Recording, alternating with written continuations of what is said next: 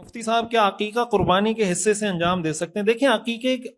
کا حصہ الگ سے اگر آپ شامل کرتے ہیں،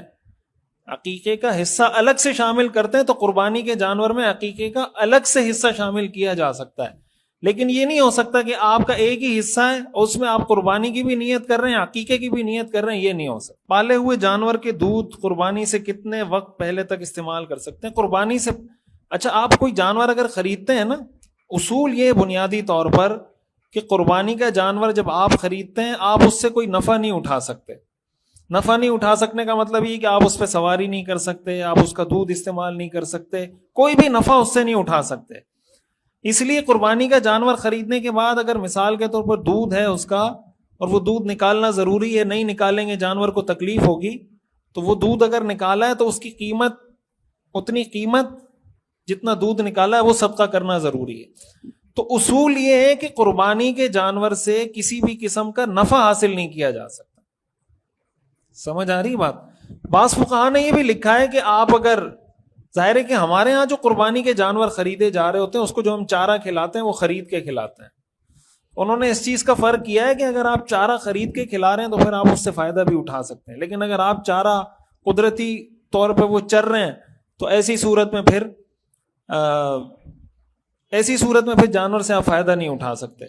لیکن اگر کسی نے جانور پالا ہوا ہے پہلے سے، 1 سال سے 2 سال سے وہ پال رہا ہے کہ یار یہ جانور میں قربانی کے لیے میں نے پالا ہوا ہے،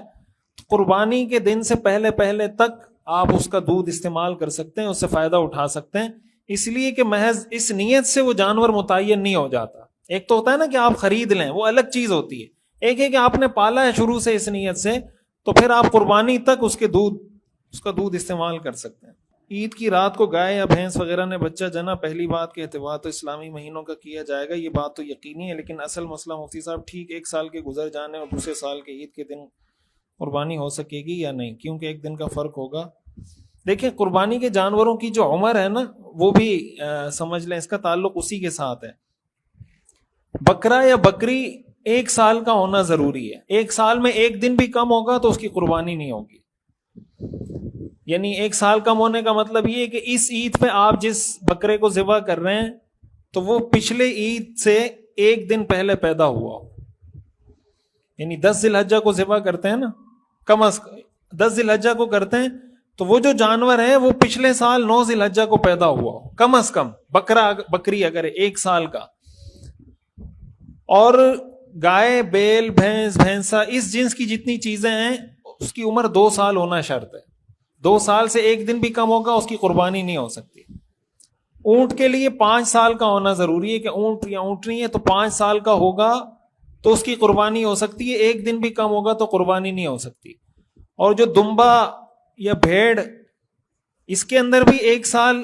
لیکن حدیث میں اس میں اجازت دی گئی ہے کہ اگر یہ 6 مہینے کا ہو دمبا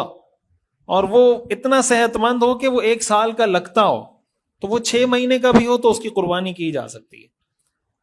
تو اونٹ یا اونٹنی 5 سال کا ہونا ضروری ہے، گائے بیل کا 2 سال کا ہونا ضروری ہے، اور بکرا بکری کا 1 سال کا، اور دمبا دمبی اگر 6 مہینے کے ہیں لیکن اتنے صحت مند ہیں کہ 1 سال کے نظر آتے ہوں تو اس کی بھی قربانی۔ اچھا اس کے اندر یہ جو ہمارے یہاں ہوتا ہے نا کہ 2 دانت ہے، تو یہ 2 دانت ایک علامت ہے، 2 دانت اس بات کی علامت ہوتی ہے کہ یہ جانور 2 سال کا ہے۔ اگر وہ جانور اس کے بھی دانت نہیں گرے، مثال کے طور پر تو کھیرا بولتے ہیں نا اس کو، کھیرا جانور ہے، تو ایسی صورت میں اگر آپ کو کنفرم پتا ہے کہ یہ 2 سال کا ہے تو اس کی قربانی بھی ہو جاتی ہے، لیکن اب یہ آپ پہ ڈیپینڈ کرتا ہے کہ آپ کو کتنا یقین ہے اس بات پہ کہ یہ 2 سال کا ہے یا نہیں۔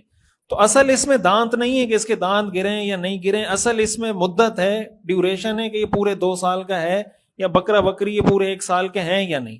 تو اگر آپ کو اس کا یقین ہے کہ یہ 2 سال کا ہے یا 1 سال کا ہے تو قربانی کی جا سکتی ہے۔ اگر کسی شخص پر قربانی واجب ہو